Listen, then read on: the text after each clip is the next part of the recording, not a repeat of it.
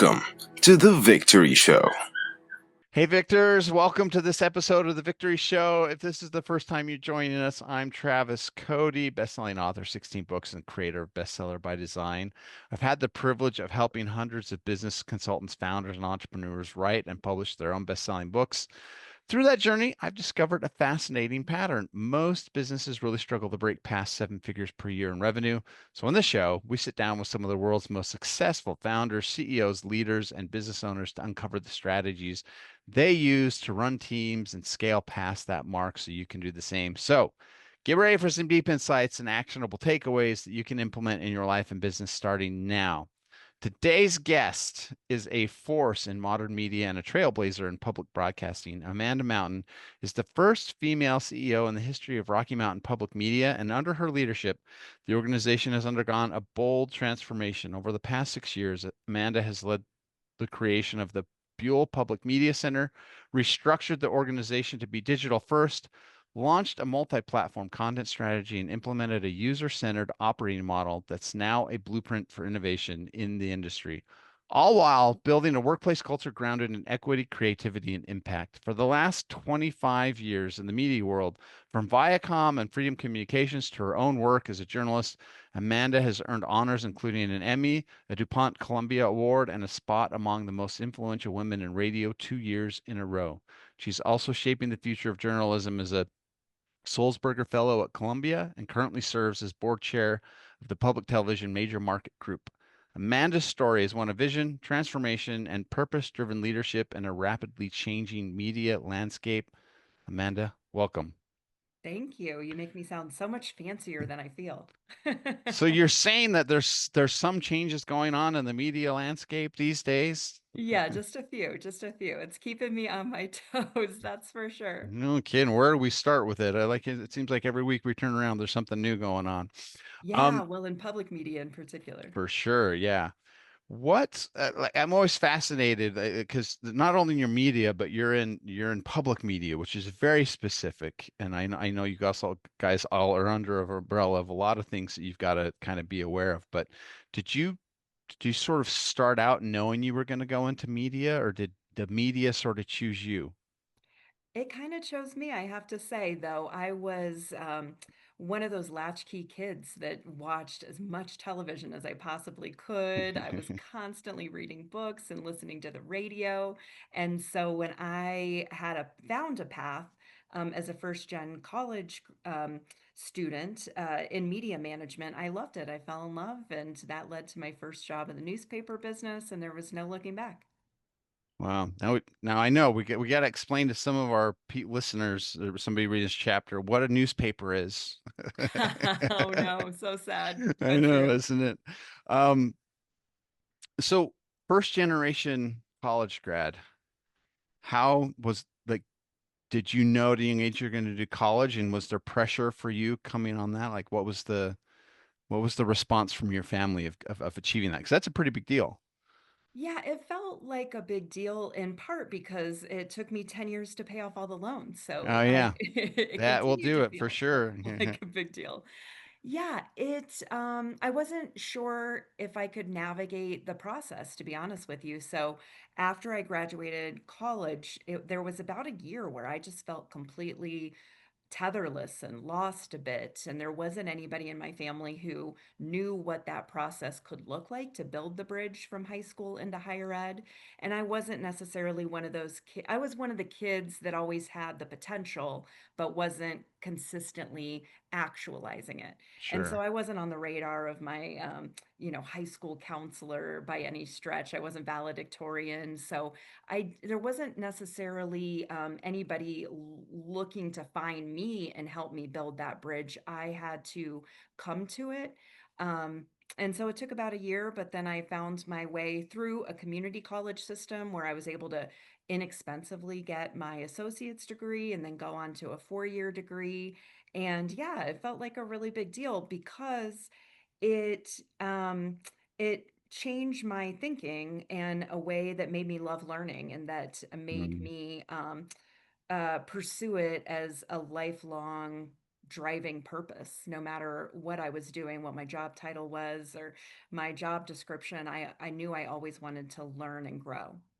I love it. Well, and I think too, to your point, right? No, but you weren't on anybody's radar, but we said before we started the conversation here, you grew up a military brat, so you were moving a lot. So, you also have kind of that, right? And every couple of years you're in some new place. It's kind of hard to set those foundations as well. So, yeah, what a cool accomplishment. So when you got into college, like obviously media management completely off the radar. What was it about that particular, like how did you even find out about that particular direction to go for your studies? Well, I think I found a class in film production, and there was an extraordinary professor, Janet Alexander, who went to NYU Film School, had made several films, and ended up in teaching for a variety of different reasons. But she saw my work as a filmmaker at the time and told me, I think you've got something special. I think you have a story that you can tell, and it just, I don't know, set my heart on fire. I was like, all right. I didn't link that particular experience to being a a suit, an ad administrator, basically a CEO at the time. Especially coming from a military family. That's right. That's right. So I really did though fall in love with the mechanics of storytelling, and then years later I would find my way into journalism, which married that storytelling with my kind of analytical mind to want to know more and learn more. And yeah, it was a great combination of skill sets, and I learned a lot through those experiences and higher ed. So where did you start when you got into journalism? So you went to work for a newspaper. What was that first couple of years like for you? Yeah, I started on the business side, and I'm actually really glad that I did because I work with other CEOs, media CEOs who, I mean, usually we come from the content side, the journalism side, or we come from the business side. And there are pros and cons to both. I personally am glad that I was able to come up through the business side because it helped me understand the mechanics of what it takes to build a financially sustainable journalism organization, which of course has been the ongoing challenge of the newspaper business and now the broader media industry. But those formative experiences of understanding, like, how do you build an audience? How does the money work? Not being afraid of making money, whether it's through fundraising or selling advertising, all of those early experiences ended up just being invaluable to get to the CEO role and to be successful in it. Love it. Don't be afraid of making the money. Was there a culture that was kind of like, oh, asking for the fundraising was like a scary thing, or like charging for what you were doing was like, do we really charge for this?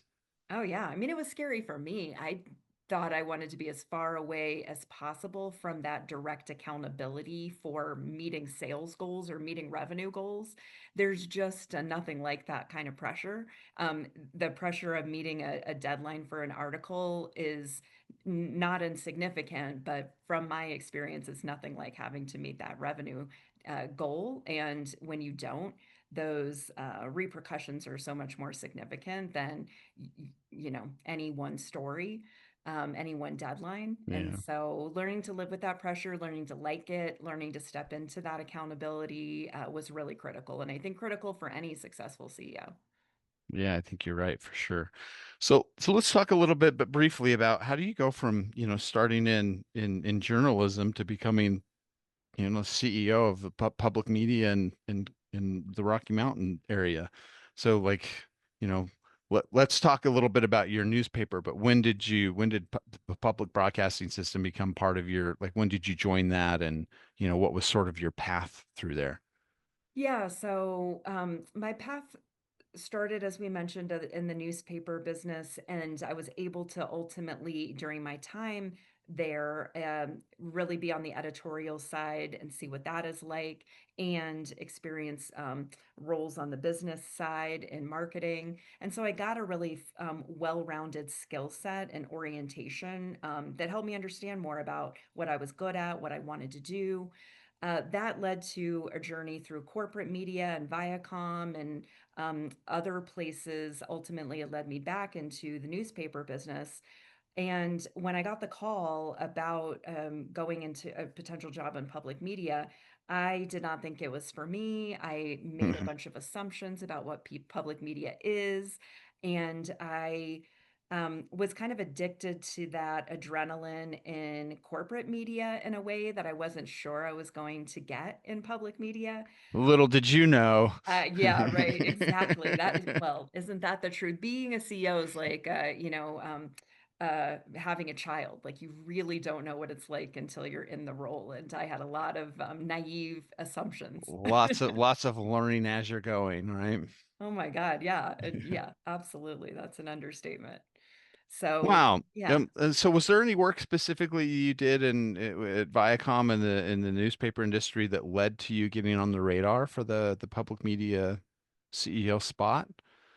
Well, I think there were a lot of different breadcrumbs that helped me find my way towards what I was really meant to do. And one of them was this project called Dream City 2020 that that a colleague in the newsroom and I, Warren Epstein and I, worked on together. It was at the time the largest civic engagement process led by a media entity in the country. Wow. And we ultimately pulled together thousands of people. We trained over 1,000 community facilitators.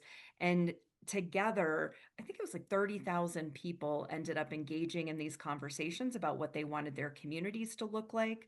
That generated written reports that then were presented to nonprofit organizations and political and representatives. And it translated into the political will to take ownership of these goals and connect citizens with the outcomes that they ultimately want out of their community.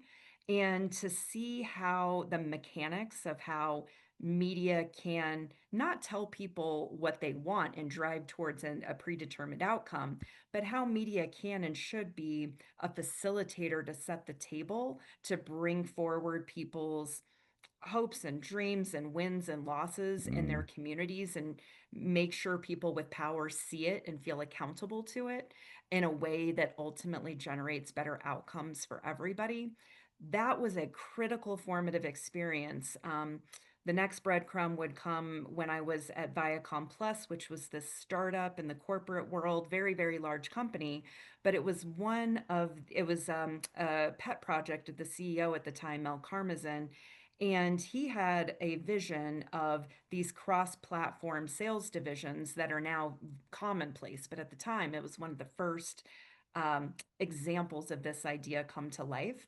And to be in a startup phase in a massive, multi-billion-dollar company, I just learned a lot about politics, about corporate, internal corporate politics, but I also learned a lot about people and how to align incentives with motivators to achieve common outcomes. And so that project ultimately it was to create a structure to incentivize really big thinking across every single one of Viacom's brands in ways that sometimes would require individual salespeople to sacrifice um, exclusively independent outcomes in favor of collective outcomes. mm. And so it was a lot of learning about persuasion. And I learned a lot there. So ultimately, all those two formative experiences, I think, coming together in public media where there's a mandate to deliver community impact, not just shareholder value, it clicked for me in a way that just seemed really obvious and inevitable that this is where I was supposed to be. What a remarkable time to come into this too, where, they're the most communities are feeling like they're becoming invisible, Oh yeah, right, to the corporate machine. Then like they feel like they're losing their voices, right? So to step into that and sort of be a path for people to still have those voices I think we could argue at a time that they're more important than ever. absolutely. That is Um, the truth. so let's go through the first year then of like stepping into like, all right, we're gonna, there's the pressure now that you're taking over the thing, and people, the first female CEO, also big deal, right? That seems to be a theme of your life, kind of stepping into the big deal stuff, doing the things first. That's good. I like the theme. What were the first couple of years like for you, navigating this new responsibility? Yeah, the first couple years were a time of exciting reinvention for the organization. I stepped in the midst of a potential capital building project and fundraising project, and immediately it was my job to assess whether or not we would move forward or we would scrap the project altogether. And so at the time, there was a vision of a city block development that included a middle school and a community garden and affordable housing alongside public media in this full block development. Ultimately, I was able to with amazing partners, reconceive of a vision of really a state capital for local journalism in Colorado. And that ultimately became the scope of what we were working towards together. And the organization had only run one capital campaign in its history many, many years ago. So this was the first time in maybe 20 years that we were really going to donors and inviting them to invest catalytic amounts in our future. And so we needed to raise $35 million very quickly, which was for this organization atypical. So the first 2 years were really all about that, just like rescoping this project, building a collective vision together, not only for this physical um, uh, center that we were all going to be working out of, but what really describing a strategy and a vision for the organization and our future that would view this facility as a jumping off point for strengthening a collective journalism ecosystem. Wow. So let's talk, how big's the team that you're running at public media right now? Yeah, they are. It's about 130 people, a $30 million organization. We haven't doubled in size in terms of staff, but we have doubled in revenue over the last 5 years. So, five Wow. years ago, before this facility I was speaking about, we were a $15 million organization. So, we have rapidly grown revenue and significantly grown staff, but we haven't doubled the staff. So it's been a lot of learning about how to scale. So let's talk about, because you mentioned that in your bio about the importance of culture. And how important is that? And especially in a, right, like this is what's really fascinating is the fact that you do have revenue, you got to generate revenue. So you've got the business side of it, but there is also the public side of it. So like, just talk about, like, where was the culture at when you came on board, and what were some of the things you've done as you've gone along to like maintain a culture as you've done that growth, because a lot of companies when they get into scaling, culture goes out the window, and then it turns into a mess. Yeah, well, there are some days that are messy, but culture has actually been what's gotten us through, what's helped us together find our way forward, even in the haze of the messiness that can happen when you're in the midst of transformation. And so, I had a vision to create a culture that was almost like what many startups promise to be. They promise to be this like these agile learning environments where people can grow and experiment and take risks and be supported in that. And so I wanted that, but I wanted to do it in a way that wouldn't leave people behind. I wasn't starting something from scratch and building a team from scratch. I was inheriting an institution that at the time was over 60 years old. Many of the staff had been there for 20 years. And so I didn't, it was really important, and we were building the culture to build a bridge that anybody who wanted to could walk across. Not everybody did. Some people didn't necessarily want to be in an environment where things were changing as much as they are in our culture. Sure. Not everybody wanted to push themselves to that discomfort level around growing and adapting, That and that's pesky okay. change stuff getting in the way. Well, and I know there are a lot of complex feelings about change, and I have them too. So I don't have as much judgment about it as I might have before I was a CEO. But I did see it as my responsibility to at least make sure that we were creating a culture where everyone had the option to walk forward. They weren't just told, you're not going to Sure. change, so you're out. Yeah. Yeah, so there's a documentary on the Disney Plus, kind of talking about what George Lucas did with Industrial Light and Magic.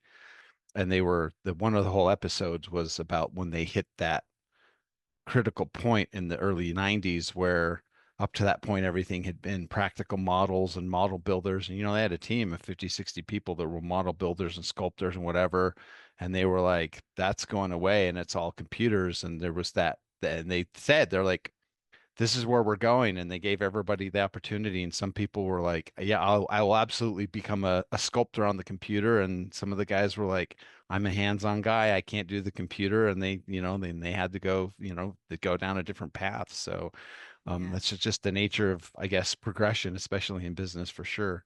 Well, and things are just changing so quickly in the world, not just in our industry, which is clear as well, but in the world, everything is Yeah. changing. And I would say COVID was a moment when all of that rapid change obviously came into very, very specific focus in a way that was undeniable. And for Yeah. our business, we had to make rapid and significant changes. We were doing episodic television before COVID, and all of it was irrelevant. We could not, it felt like a luxury we couldn't afford, that our Mhm. community needed daily digital journalism. Yeah. And so COVID was, as difficult and as excruciating of a time it was for so many people, it was this moment of clarity around the fact that our business needed to irrevocably change, and we were never going to be going back to that, Yeah. broadcast business. Was that so? You were like what, 18 months as CEO when COVID hit? Something like that. Yeah, Oh something man. like So that. talk about like still trying to get your feet in, and then everything you've been doing just gets tossed out the window. Yeah, and when I stepped into the job, I had a 6-month-old at home too. And so Oh I was learning wow. how to be a mom and a CEO at the same time. So it was a period of great um, expansion in many different ways for me. I'd love to talk a little bit about you mentioned this earlier, and I think it's important for the Concepts Web is that, there's what public media actually does, but then there's also the public perception of what public media is, right? So can we talk a little bit about what's the perception that most people have of what you guys actually do versus what actual reality of what's going on? Yeah, I mean, I think when people think of PBS, many, many, many people think of it so fondly as a part of their own um, initial spark of learning and falling in love with learning and feeling like they can build that confidence as lifelong learners. And so many people grew up watching Sesame Street and learning our ABCs and one, two, threes, or taught their kids or grandkids through PBS Kids. Uh, People think about Nova and watching episodes in their classrooms and learning about science and this bigger, broader world and universe. And so I do think there's a lot of nostalgia and just love for what we mean as a brand. I think sometimes there's a lot of uh, misconceptions about just how much we're really doing in local communities across the country. There are public media organizations, thousands of us, ultimately serving every single American in the country in a way that commercial media cannot and would not do, because there's not a commercial incentive to do that. Yeah. And so that's where I think there's so much more to tell about our story is, the tribal radio station in the four corners of Colorado that is working with tribal youth to provide equipment and training so people can tell their own stories unfiltered by that corporate lens.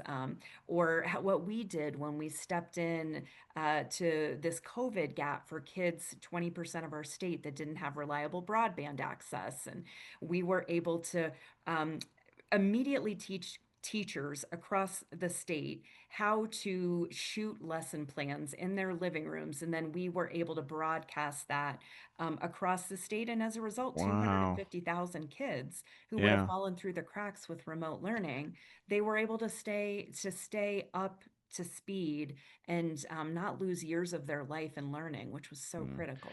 So like this is the first time I've heard of any one particular state doing that, but I'm hearing you say that going, that seems like such a common sense solution to the problem. Like, it's so innovative, but I'm going, why wasn't other people doing that? That seems for the and what I mean, the resources and the infrastructure was in place to do that, which is, I mean, a brilliant idea. I mean, that's fantastic. Well, the good news is that there are public media stations doing things like this every day and have been for decades in a way people can count on. And that's why, the current threats to federal funding, I think, are drawing so much community engagement. In the last month alone, millions of Americans have reached out to members of Congress and said, please do not touch my public media organization. We are the only, this is the only place I can go for local news and information.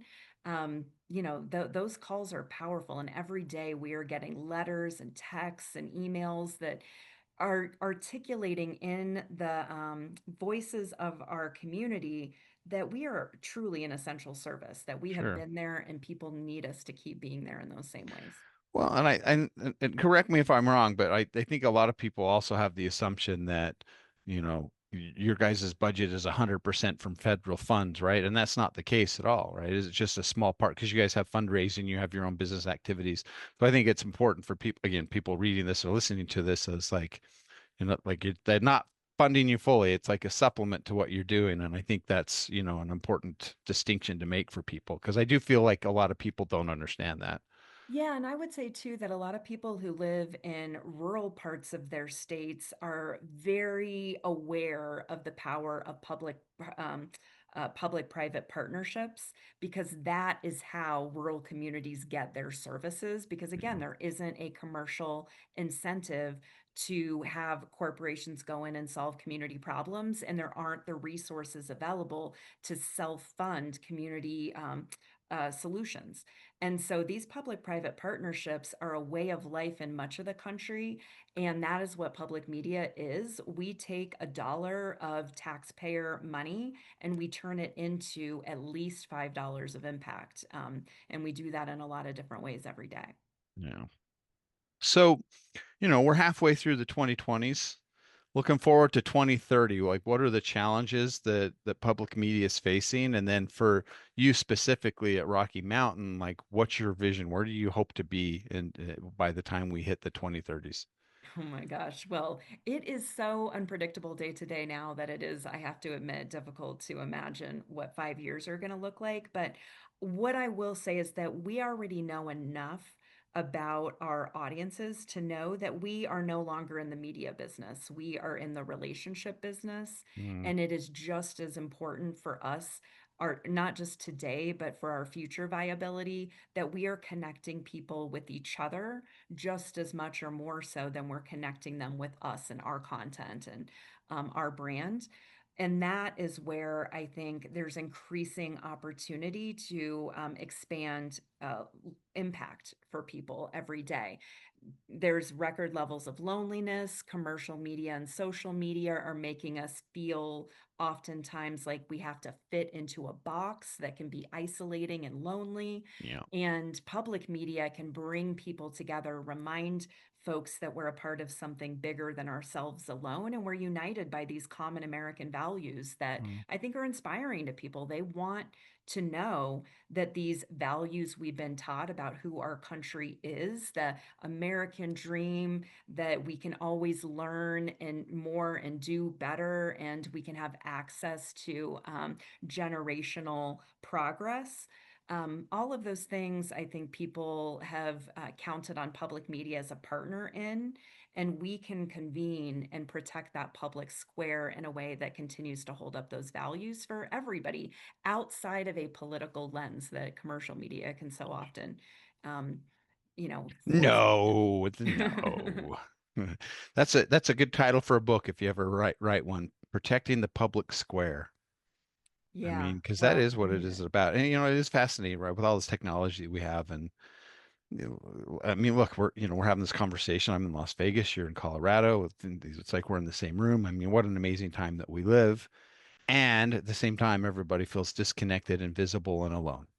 So it's yeah, just so weird that we have this technology that can connect everybody, and the end result has been people are feeling isolated and not heard and lonely, right? And I think that's to the point of what public media is doing, is trying to protect those voices and let everybody know that their voices can be heard.